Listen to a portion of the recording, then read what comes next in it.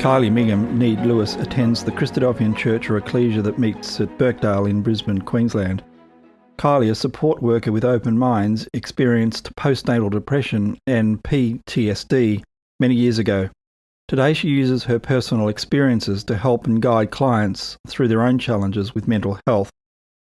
Kylee was 26 years old when she had her first child, and like many others, she struggled with the adjustment of becoming a parent.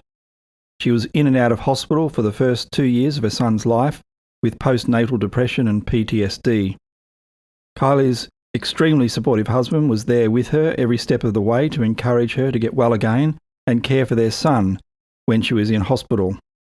It took a long time for Kylee, whose son is now an adult, but she feels she has recovered and has been well for the last 6 years. Still happily with her husband after 23 years, she's now focusing on her future and helping others through their own mental health journeys. Kylee has always worked in healthcare, but it's only been recently that she's completed her studies and paved out a career as a support worker and now works as a psychosocial recovery coach. Kylee says, "When people have a broken arm, they get it treated. Why is mental illness any different? I firmly believe that I was put in this position to help others. I tell clients not to give up because there is hope." For those needing support, there is a Christadelphian helpline and other organisations which provide valuable services. Contact details of these and links to Kylie's articles are in the podcast episode details. Kylee joins Wilderness Conversations.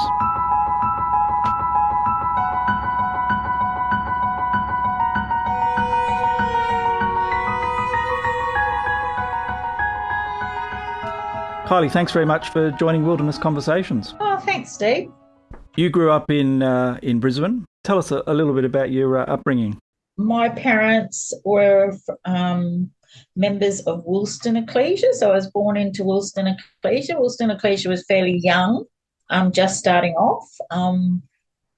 When I came along, a couple of years old. I was brought up in a fairly strict Christadelphian family. My parents were very involved with everything. They were very young parents, which I loved. We always had people coming in and out of the house, popping over for meals, classes, because we were a young meeting at that stage. They didn't have a hall, so we'd have classes at our place. And we had always had boarders. I think my mum just counted up how many a little while ago, and there was at least 25 that she could remember. So it was a very active house. My parents attended absolutely everything. My dad was a bit of a shift worker, but it didn't matter if he was off shift, whether he'd had like 2 hours, 3 hours, we'd all just sort of go to places. It was a good ecclesia life that we had and very busy. I was one of 5. I was the eldest. Yeah, so my parents were very involved to the extent that when it came my study week time and conference, my first study week and my first conference, I went with mum and dad because they were hosts for them. So that's a good thing and a bad thing, right? Yeah, well, I thought so at the time, but because they were so involved with so many young people and it was a good and bad, but I enjoyed it, especially the first one. You're a bit nervous about going to a study week, first one and conference. But yeah, at 15 got baptised, which was a real joy to myself and my family. That's quite young to be baptised. It was quite young. I felt that that's all I knew, to live the truth. And it was quite young. I went through with a brother in our meeting and, took it on. Would you describe yourself as quite a mature, younger person? So we're going to talk about mental health, and I would say I was a very sort of nervous young person. Like even as a child, I was the eldest of 5, so I sort of felt as if I had a bit of I looked after them and cared for them a little bit, even though mum and dad was the main carer and everything, but I would make sure that, and they will even say that to this day, I'm back in the caring role, and make sure everybody's okay. So whether I was probably more just responsible in my duties, and I got a job and it was a caring role. And growing up at Woolston, never had anyone my age. Which was really good in the sense that my father was into ecclesia and we'd travel other ecclesias. So I had lots of friends, just not in my ecclesia. So it was sort of like I had older friends. After that, I probably worked in Woolston Ecclesia. I became a Sunday school teacher. We would go to all the conferences, study weeks, Daughter of Zion. So I can remember going down for a Daughter of Zion. So you're very active. Very young active, person. yes. The truth was our life. And I loved it. Where did you meet your husband to be? My husband was from a different fellowship, which I had never heard of. So I was about 24 when I got married. I actually met him and sort of decided to get married fairly quickly. Like, it wasn't a long courtship. I think we'd both sort of been in long relationships, and we decided when we met each other. So he came across. I had known his sister for all my life. He was from a very large family, but the very youngest. So his sister recommended him to get in touch with us because we had so many young people, because in his fellowship there was only like 3 or 4 members. So he came to our place. But that was a bit of a shock to him if anybody had been to our place. Like, the phone was always ringing. Someone was coming in the front door. Someone was going out the back door. There was always boarders, and he found it very overwhelming. But, it worked, and we got married at Woolston Hall, and I had a son when I was 25. So it was a year later. Yeah, a year later. I was working and I was involved in a bus accident on my way to work, and I stopped working due to that, and we decided to start our family. We were a bit older. My husband's actually at least 5 years older than me. So he was even a bit older than, like, he was nearly 30 when we got married. So we decided to start our family. So that's probably a good segue into the paper you wrote, your lived experience with regard to mental health. Yes. So I like to share my story with my mental health, just to try and help and do away with the stigma and help others to realise that they're not so alone in their feelings and their mental health and their isolation. So I probably had mental health fairly young on. Being a warrior as a child and everything, I think I was like, I don't know. But early on, I experienced something which made me suffer with PTSD. I ended up suffering from that and being diagnosed with that. I probably wasn't diagnosed with that until after my son was born. From a very young age, I suffered from migraines, which would put me in bed for days, and I would be in a lot of pain. So that didn't help as well. And then when I had my son, I suffered from postnatal depression. That's what I was diagnosed with. But perinatal depression, it really was, because in the old days it was postnatal depression. Prenatal depression is actually, you can get the depression when you're pregnant with your child. So right. Yes. And so even though I wasn't diagnosed, I definitely think I had it when I was pregnant. I think due to not being well in the past, it made it worse. It was actually one of the questions I had, Kylee, because and I'll get you to talk about it in a second, but you talk about your experience once your son was born, and I was going to ask whether it was that experience that brought it on, but you're saying that perinatal means you had mental challenges before the birth. Yes, while pregnant though, still. Like Right. it's still to do with the baby. Gotcha. So you're looking back on this retrospectively. At the time during your pregnancy and even after the birth of your son, did you have a sense that you had challenges like this? Or is it just looking back on it? No, I knew I had mental health challenges, even with my PTSD, even though it probably wasn't properly diagnosed. But yeah, I had challenges.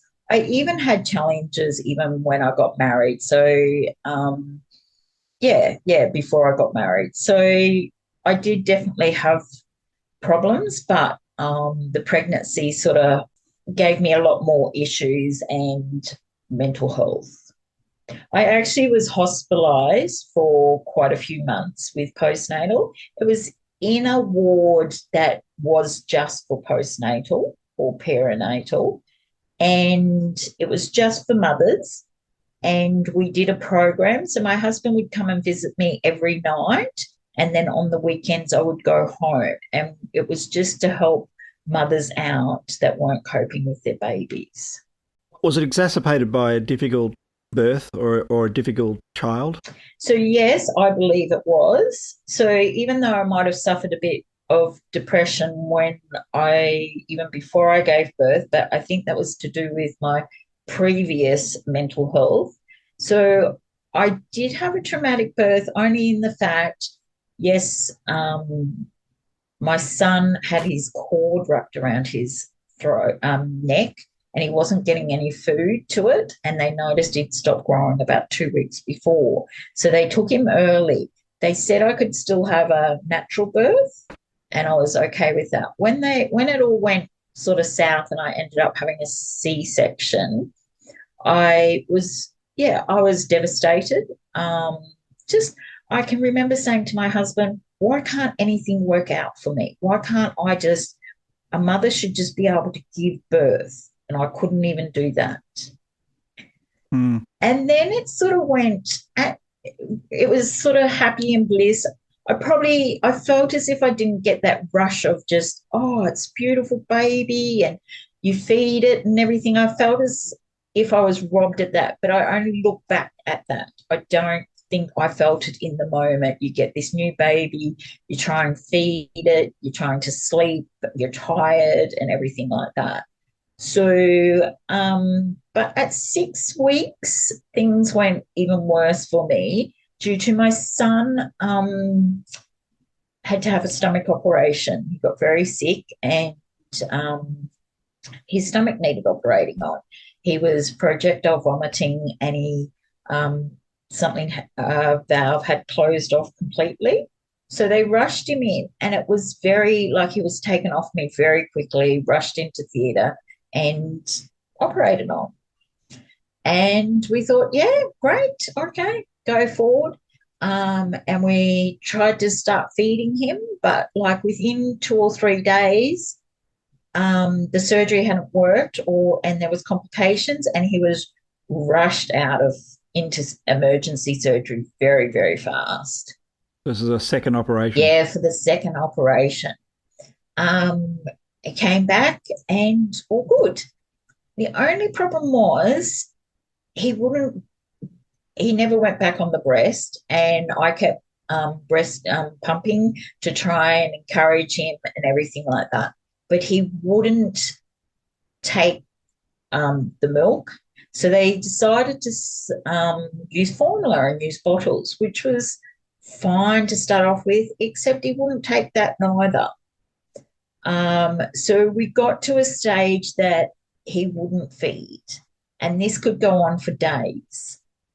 And being a mother, feeding your baby just comes naturally. Like, what baby doesn't eat? To the extent, if he hadn't eaten for 3 or 4 days, and when I say eaten, we're talking drinking as well, and this went on for a couple of years. So he wouldn't drink or eat. To get him to take a bottle would be just a screaming match. And it was very stressful on me being a new mum, going, this should be natural, and what am I supposed to do with this kid? So we'd go up to the hospital 3 or 4 days later when he hadn't drunk anything at eaten, and they would say, "Oh, kids just eat when they're hungry. Just trust the process. They'll eat when they're hungry." And I'd be like, "No, this child won't." He was very underweight, probably from the very beginning. He was a small baby, but of course he was losing weight. And you'd go to these nurses and like their check-ins at the clinics, and they would be, "Oh, no, he's lost weight. What are you doing?" And it'd be like I was doing something wrong, but this child would not eat for me or drink a bottle. Then I was very unsure of myself, but then people started hearing about this child. Like when I was in hospital with postnatal, which was about when he was about 8 months, 9 months, I would have midwives come from other sections of the hospital just to go, "I've been a midwife for 25 years. Give me the baby, I will feed it." Mm. And of course, they would take the baby, when I say baby, my son, and feed him, but they couldn't feed him. And they'd give him back to me in my arms, and he'd be like sweating and screaming, and I would have to settle him down. And it also happened in the meeting, and I know that brethren, sisters mainly, were really doing it to take care of me, sort of thing. They knew, like everyone knew I was suffering with mental health, and it would be like, "Oh, give me a go." And this would be including my mother, sister-in-laws. They all had, like, mum had 5 children, and all these mothers had kids, but no one could do it, sort of thing. If I didn't have the mental health side, I would probably have sort of gone, "Oh, no one else can do it, so there's nothing wrong with me." But with mental health, you aren't really thinking correctly, like your hormone balance is out of whack.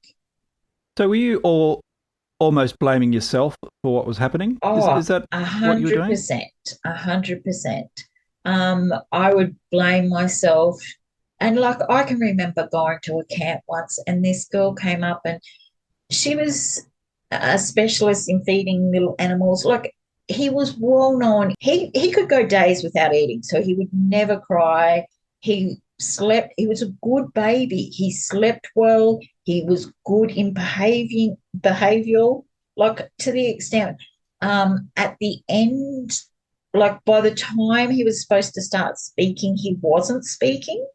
So we started teaching him sign language. I could sign to him that he needed to lie down on that mat, go to sleep, and he would just lie there and go to sleep. So you obviously had an undiagnosed issue We, in whatever sense. yes, we sort of, the doctors and us sort of thought due to this bowel closing at 6 weeks and projectile vomiting, it messed up his system a little bit.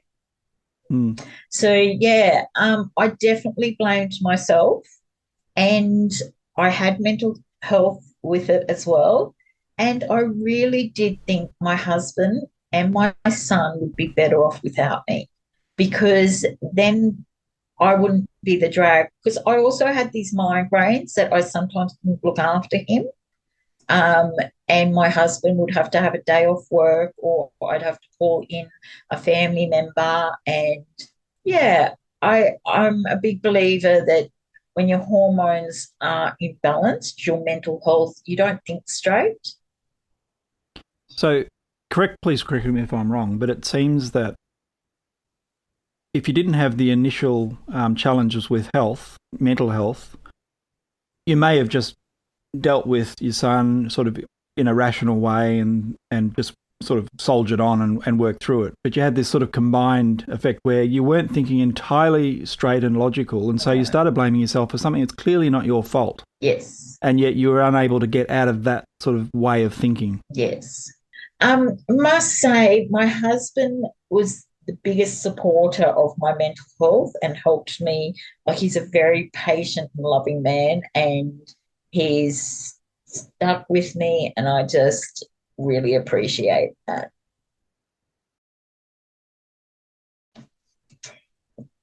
So yeah, this went on for years until the end.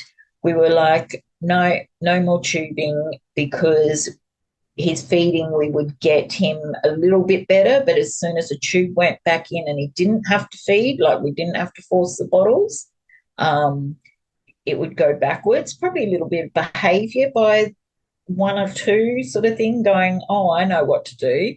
I won't have to take this bottle. I can have a tube down my throat, maybe. I don't know. So we stopped the tubing. And then, as I've mentioned, his speaking was slow, and we had lots of services, OTs, physios and everything like that, and speech therapy. And one of them said, his muscle, because he wouldn't eat anything or chew anything right up to like 2 or 3, they said his muscles in his mouth may have not formed. So they said, you're going to have to get him to chew something. They said, even try a lolly. So after we'd give him his pureed food, we would have to sit him in the high chair and force him to have 1 or 2 jelly beans each night. And I can assure you that was a screaming match where most kids, lollies would go down. But because he had to chew it. Right, exact opposite to most kids. Yeah, because he had to chew it. But within a couple of weeks, he was talking with this. Oh, wow. Yeah, so it did really work. And because everyone knew him, that he had eating disabilities, no one challenged him to eat things. So when he went to school, we sort of covered it. We moved to Adelaide when he was 10 years old for a year, and no one knew him down there. And the peer pressure made him start eat a few different things. So it was actually a good thing. Yeah, it was really good. Things improved when he was 10. And from that age, did he continue to improve? And today, Yes. Does he have challenges? No. Or is he completely over that? He is completely over that. And he's got no health issues. He's a larger than life. Yes, anyone knows my father. He's very much like my father and my brother, very big build and everything like that. So, yeah. But that so overall, from his point of view, it's been great that he didn't suffer any health issues, and it's a blessing that he's well now. Yeah. 23 years later. Yeah, and he's a brother in Christ now. When my mental health journey continued, though, due to when he was about 2, we really had been trying for a baby, another one. We had planned to have 2 or 3 children, and that didn't happen. So for the next 10 to 15 years, I went through fertility treatment, which, of course, anyone knows fertility treatment with mental health, that just doesn't work neither, really. So sort of got a couple of challenges rolled into one there. Yeah, it is. With the hormones imbalance with the mental health, and then the hormones being given to you just wasn't good. I still had my migraines, which I was suffering. So, yeah, I wasn't good. Within all this, I had really severe migraines that I was given very strong painkillers for. I had anxiety, so I was given a lot of anxiety medication. And then I wouldn't sleep with my migraine, so I was given sleeping tablets.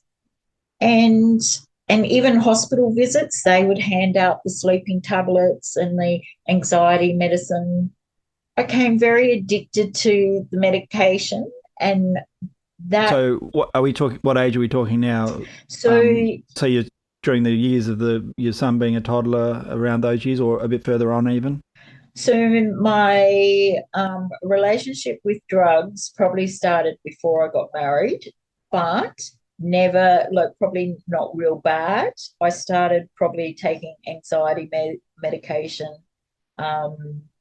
back when I suffered PTSD, and I would have times where I wouldn't be taking any of it, and then I would fall into a bit of a low mode, especially with my migraines that would come around, and I would take more of it.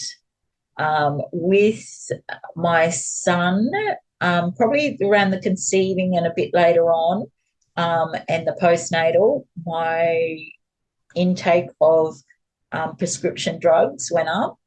And yeah, it continued. It was always a struggle with the medication. Um, and we're not just talking antidepressants, because there's a lot of like, I don't want to give a bad note on antidepressants, because there's a lot non-addictable, and like, yeah, I just didn't want to give a bad thing of antidepressants, but a lot of the anxiety and sleeping and pain and mixing them doesn't help neither. So I did get addicted to them, and I had my own struggles with the addiction. In what form did the addiction take? So what do you mean by addiction? So I relied on them. I needed them every day.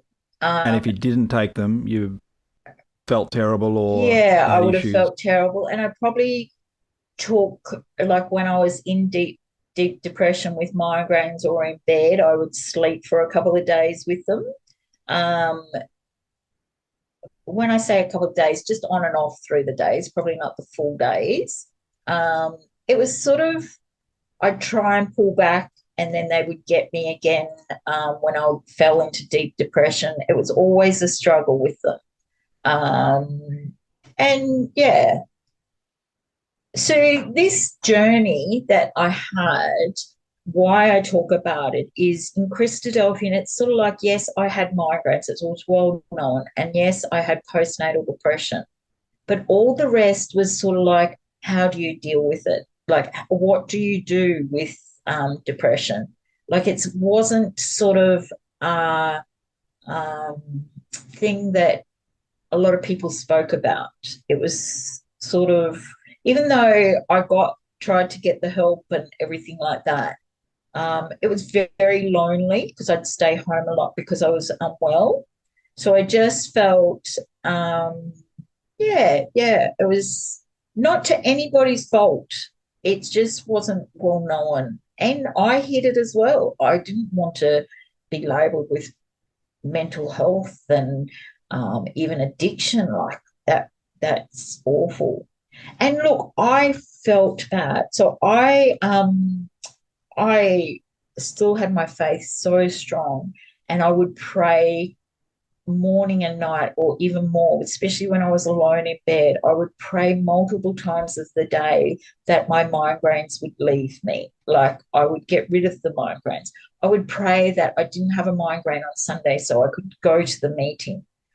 I don't remember praying about mental health as such, but I knew that when my migraines left me, I was better mentally, because I wasn't suffering with the pain and everything. I so not that my faith left me, but I felt distant from others. I don't know if I can explain that quite right, but I felt distant. And yeah, so my husband at stages felt he wasn't supported, because, yeah, I wasn't labelled with anything. And I think some people sort of thought that he was like, I was the wife at home doing this or that, but a lot of times he was doing the heavy workload. So there's a combination of things here, isn't it? I think we're talking a number of years ago, and I think even a short time ago, mental illness was not really spoken about. It's, the way we speak about it today has changed radically, even in the last a dozen years. I think so. There's that. And there's also the fact that it's almost impossible to the fullest extent to know what someone's going through. Oh, I guess you've got those two combinations there. Oh, yes, because I'm as much to blame, or even more so, because I tried to hide it. I didn't want anyone to know neither. So, yeah, I do believe that there's a lot of factors. So 8 years ago, our ecclesia at Birkdale went through a bit of an issue, with which every ecclesia does go through, but in my journey, I hit rock bottom with it, whether it was just when it came up, and I ended up in hospital for a few weeks. but that was my turning point. So even though ecclesially we were going through a rough spot, um, it changed my life due to my ecclesia downsized in size, and I went and got the help I needed in hospital, and this was also detox. And as a small ecclesia, we needed all our members, and I started working on my health. Now, God, I feel, really answered my prayers in the fact that my migraines disappeared.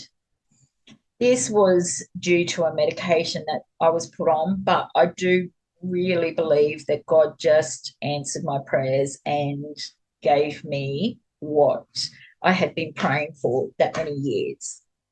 And like, Can I ask you, just for, and for those listening, because there'll be those that suffer in many different ways, what did you go through, and what was it like to the point where you felt like, and the doctors then obviously agreed that you needed to be hospitalised? so there was a few factors. My husband was stressed with the meeting problems, and he wasn't coping, and he was the one also that said, you need to get help because I can't do this anymore. My body was suffering medically. Um, so my liver wasn't well, and I just wasn't well myself. Like, my tests weren't showing well. So it's interesting. So your medical health transitioned into physical health. Yes, definitely.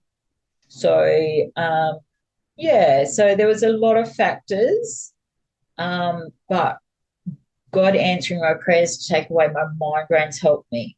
So even though I had the answer to my prayers, it was a lot of work. Like, not saying then I didn't change my prayers to say, can you help me with this struggle and that struggle as getting well? But I then had to put in the work to get well and improve. Like, going to hospital was one thing, but you come out and you then have to put all the work into practice. I like to say that, like, yes, I had migraines and I had this depression for like nearly 30 years. But we have so many examples in the Bible, like, of God answering prayers that people have been praying for a long time. Like, Sarah being given a baby. Abraham was promised that like 15 years beforehand, and it was nearly impossible because of his age. And he prayed and prayed still for it for 15 years because he believed and trusted in Yahweh that he would fulfill his word. And we've got so many examples of God answering prayers, even when it seems impossible. Mm. So I really did sort of take that, yeah, and I put in the work, and I was rewarded for it, I felt, because I was able to I work in the ecclesia at Birkdale now. Anything I can do, I'm willing to do. I probably feel as if I had all those years I didn't pull my weight or I couldn't do stuff, and I probably work harder for that. It was funny, my husband, because by the time I got well, and we were both, like, I was in my early 40s, he was in his late 40s, and I had all this energy when I got well, like as if I had all the years built up. And he was very much like, oh, I thought we were going to slow down at 50, and now you've got all this energy that, yeah, do we? Well, that sounds like a positive outcome. It was. It was. Can I ask you about, you talked about your faith. I'm curious because you could have said, I'm giving up, there's just nothing to be done here. God's not helping me. Nobody else is helping me. And you could have just almost literally given up. But you maintained a strong faith through that. How did you do that? So when I had postnatal and I was very unwell mentally, and I actually thought that my son could and my husband would be better off without me. I took a whole lot of tablets, and but when I went to hospital, they said to me and my husband that there's no way she could take that many tablets and live. Mm. And I took that as a sign that God didn't want me to die. He had a purpose for me. And I never had that thought again to end life at all. I was very sort of like, no, this isn't God's plan.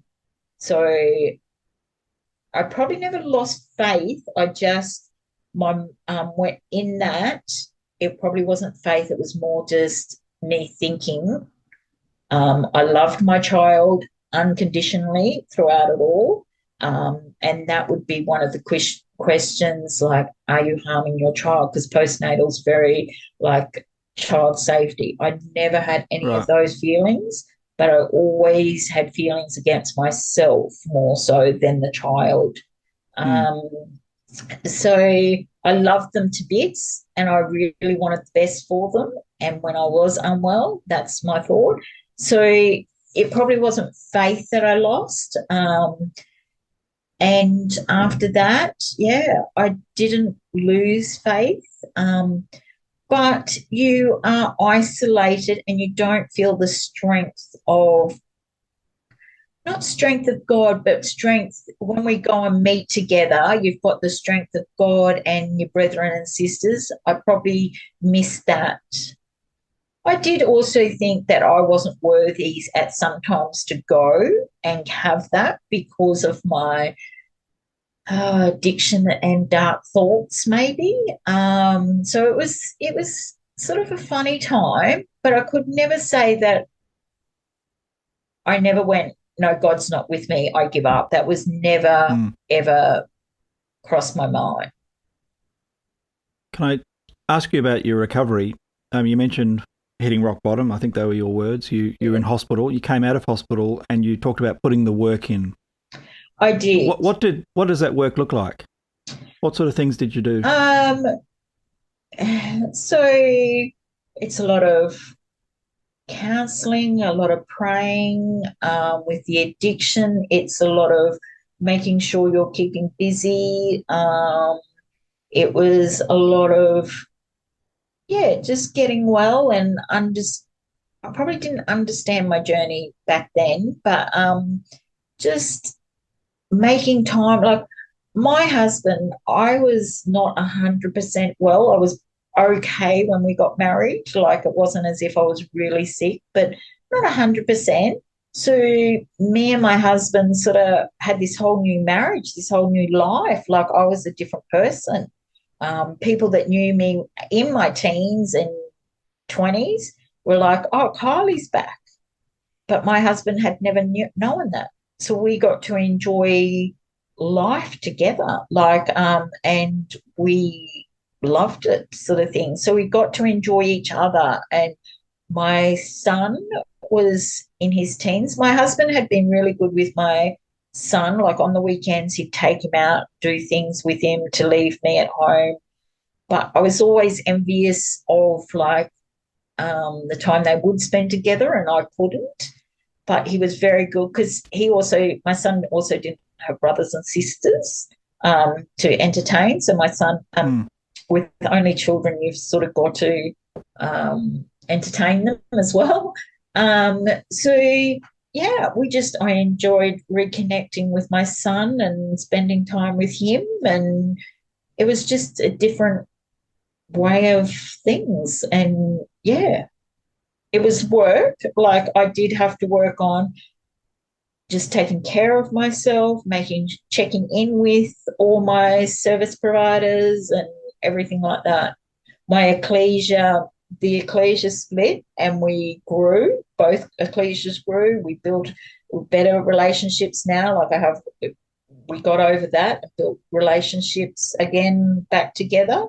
And I think I was very blessed. Like I do say that God was working so much in my life, and he has just kept blessing. I feel very blessed, and I feel as if he keeps blessing me with things in life that has happened.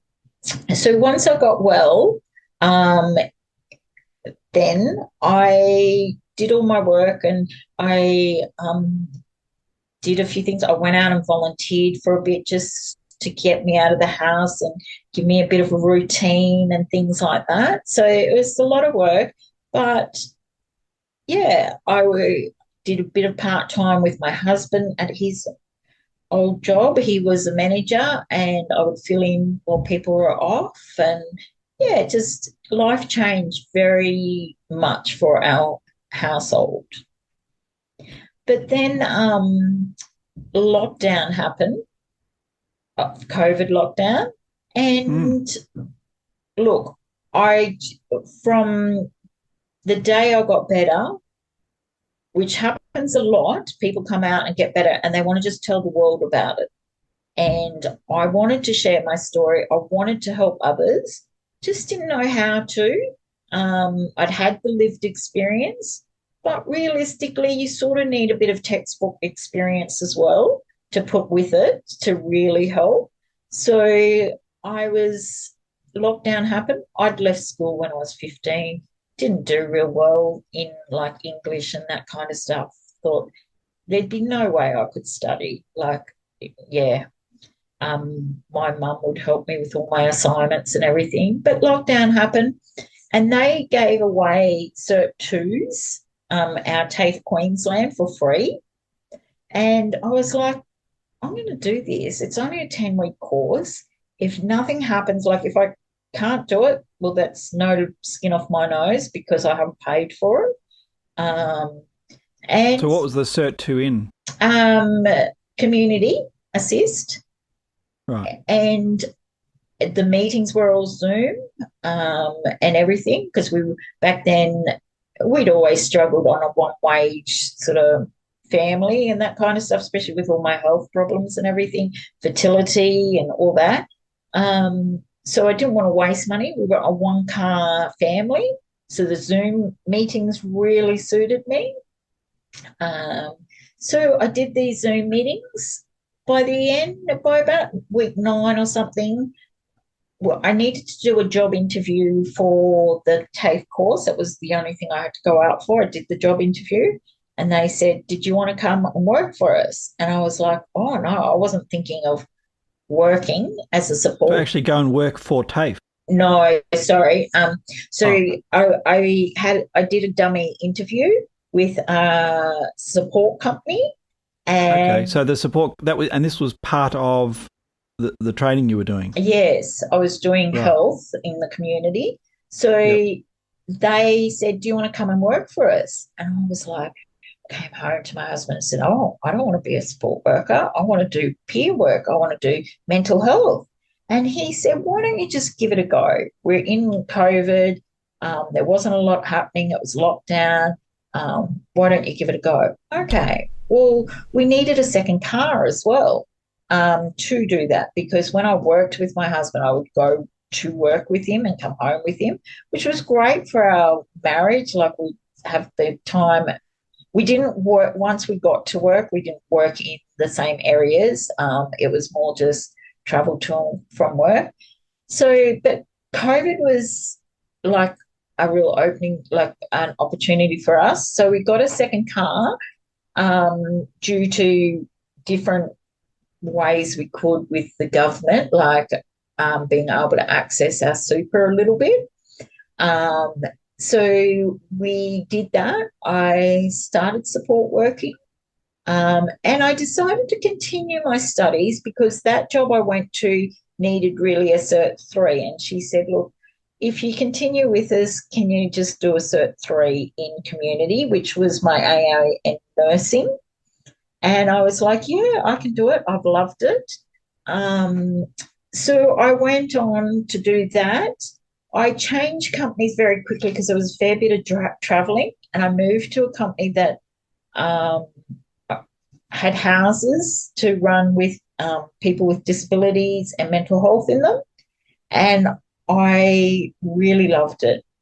What sort of things were you doing? So it was still support working, um, but I was in the houses doing 9 hour shifts sort of thing, or even overnight Yeah, shift. I've never done anything like that, so I cannot even imagine when you say that. I cannot even imagine what you're doing for those hours. So So, well, there give us a wasn't, bit of an idea of what it means. okay, so the opportunity was in that there was a lot of downtime. So even though we were there for the clients, like there would be someone in the house 24/7, but they would have other support workers come in and take them out.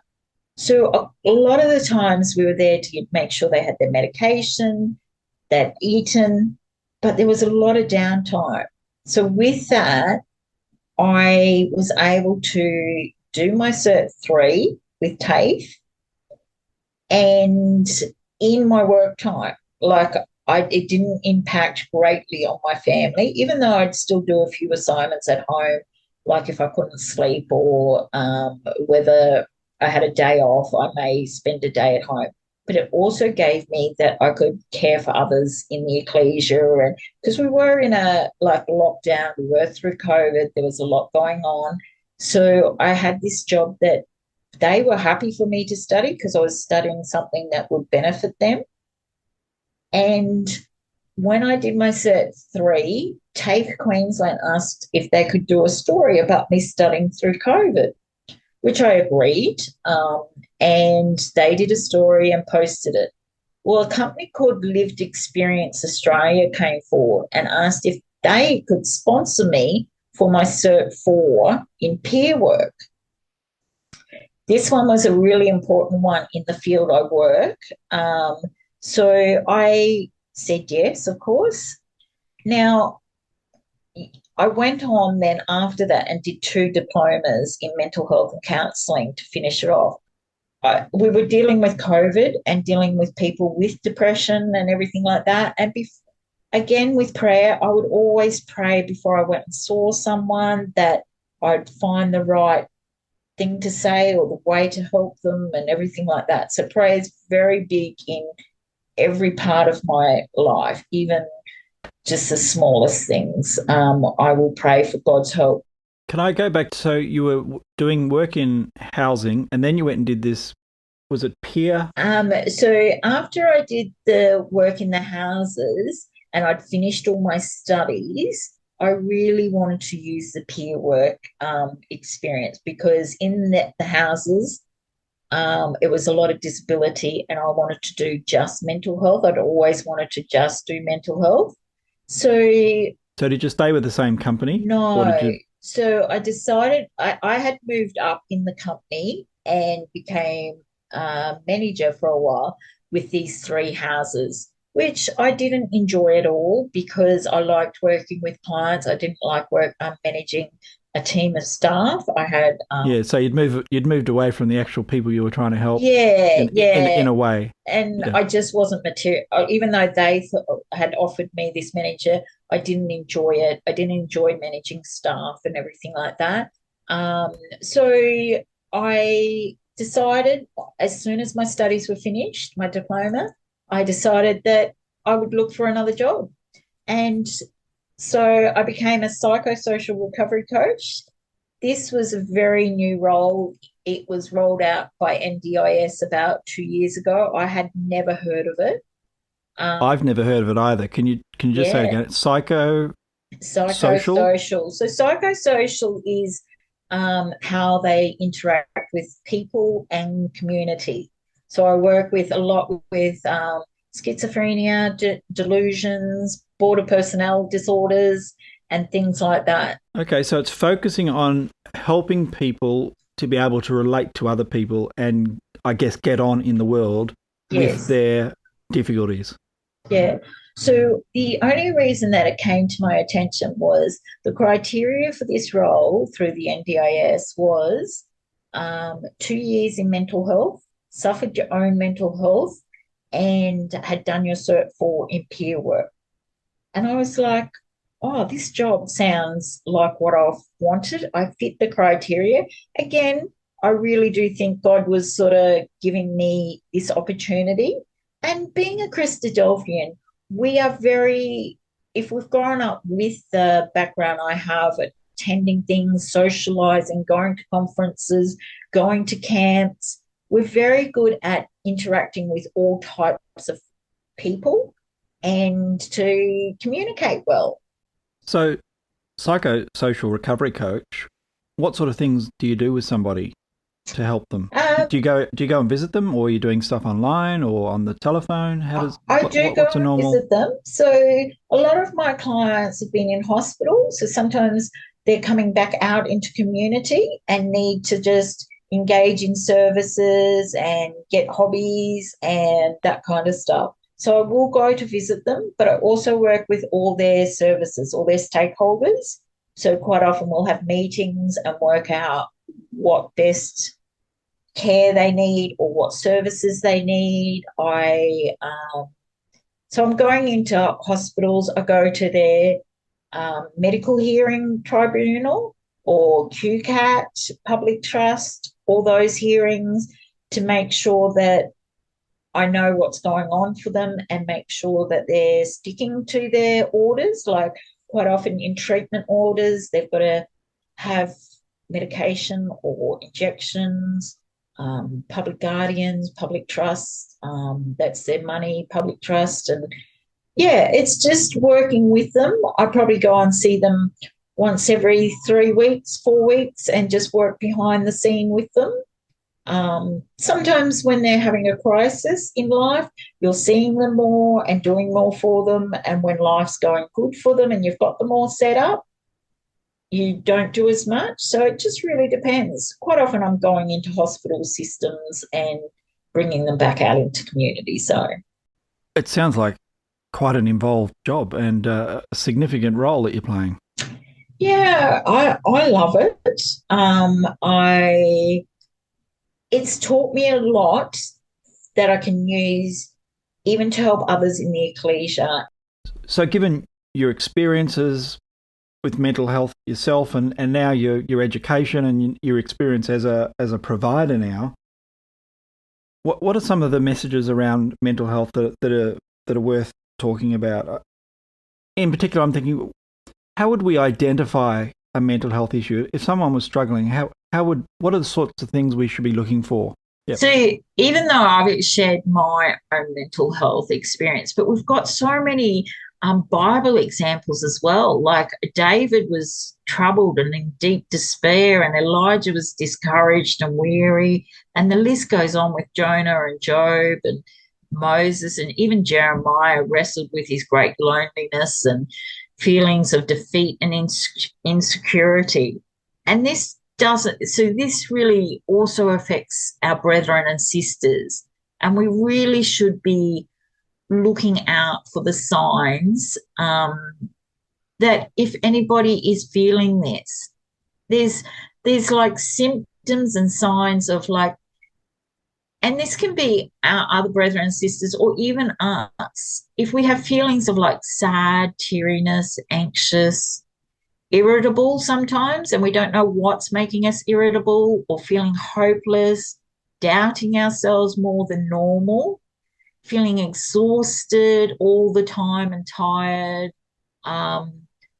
feeling over worried or afraid of things, or nervous of things that we don't really understand as well, or feeling overwhelmed, or just difficult handling our emotions, because mental health can affect like our emotions and our life satisfaction and how we function, like with relationships and just our day-to-day living. So would it be fair to say, I mean, everyone suffers from, exhaustion from time to time, or feelings of sort of, worthlessness or something, from time to time. But there's a point at which it becomes debilitating and where help should be sought. Definitely, definitely. So even though we have God as our healer and maker, we are very blessed to have God, and He comforts us. He's a He's a God of compassion and he comforts us in our troubles. But he does know, like, he knows that we're fearful and everything like that, because he says, don't be afraid and don't be dismayed. But we also have to seek medical help for these things because, like, we literally, if we had a broken arm or even if we had diabetes, you would go to the doctor and get help. And mental health is the same. Even though we've got God on our side, we still need the medical help that we would if we had diabetes or something like that. We'd also take medication for diabetes if needed to level our sugar. Or mental health, sometimes our levels, our hormone levels, or just our levels aren't quite right, and we just need some help from the medical sort of team. And so, yeah, we definitely need to still seek help for it. We've got to remember mental health isn't like the illness. Some people sort of think mental health is something that makes you weak or something like that. But having high blood pressure or diabetes doesn't make you weak. It's just a disease. And so in the article that you've written, which I'll try and put a link to in the text, right.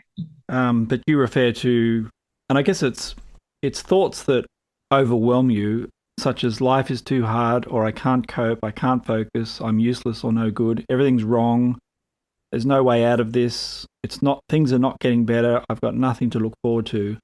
It's when those sort of hyper negative thoughts continue and build up on one upon another to a point where people just end up in a state of depression, and it's at that stage where you definitely need to be seeking for help. You do. You really do need to seek for help. And it is just having a conversation about it with someone. So you need to talk to someone. And this can be like a family friend, an elderly sister, but it's medical help as well. So you need to open up about it, because a lot of mental health, they suffer with it behind closed doors and don't tell anyone. So you really should be telling your doctor first, but also talk to people. I have this saying that we cannot solve our problems with the same thinking that we created these problems. So when we're feeling down and we've got into this state, sometimes we can't see the solution. How can we help each other? And obviously I'm talking about sort of the, not you, because you've got some professional training, but most of us, of course, don't have any professional training. But do we still have a role to play? We do, especially as brethren and sisters. We really do. We should be following in Christ's footsteps. And he did care for others, and we are told that we are to love and accept one another. And like Romans says, wherefore rejoice in one another as Christ has rejoiced. We're to pray for one another, be kind and bring joy and be patient and comfort. So the things that we can do is pray for the ones that we think are suffering, whether to overcome their illness or to have them back in the ecclesias.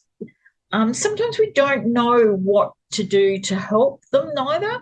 So we could pray for God to help us to be able to assist them in their journey, because we don't know what's going on. And even with my mental health training, you never know with mental health, like what you're dealing with. So there's a lot of underlining things. So we need to pray that God gives us the idea of how to help them. We do need to listen without judgment and show empathy for them. We can always encourage them. We've got to be careful with mental health that we don't, like sometimes if they're feeling unwell, they go, no, we don't want to see you. And then people are like, oh, well, they don't want to see us, and they don't try again. We've got to be understanding with mental health, and sometimes we need to sort of be patient with them and sort of go, okay, and try again maybe in a couple of days and see how they go.